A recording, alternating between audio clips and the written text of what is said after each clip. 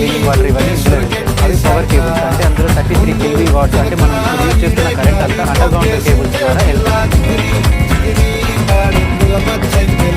ఇక్కడ చూస్తుంది మీరు 2 by 2 ఇక్కడ ఉన్న జనాభా ప్రకారం 2 లైన్స్ సరిపోతాయి. అదే ముందరికి వెళ్ళారంటే మీరు 36, 38 అలా పైప్స్ కూడా ఉన్నాయి. సో అక్కడ జనాభా బట్టి అక్కడ అన్ని యూజ్ చేయాల్సి ఉంటుంది.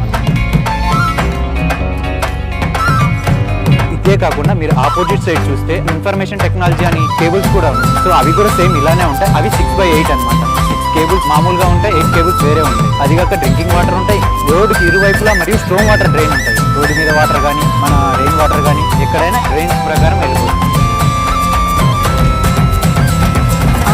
ఇటు సైడ్ పెట్టినది ఇవైతే అటు side information technology under ground cables వల్ల మనకు పైన ఉన్న స్పేస్ అంతా ఫ్రీగా అవుతుంది. ఇక్కడ వైర్స్ గానీ ఏవైనా అడ్డంకులు గానీ ఏమీ రావు. ఈ రోడ్ అన్నది దొండపాడు నుంచి మరియు మంతెన సత్యనారాయణ వరకు మొత్తం 14.3 కిలోమీటర్లుగా నిర్మిస్తున్నారు.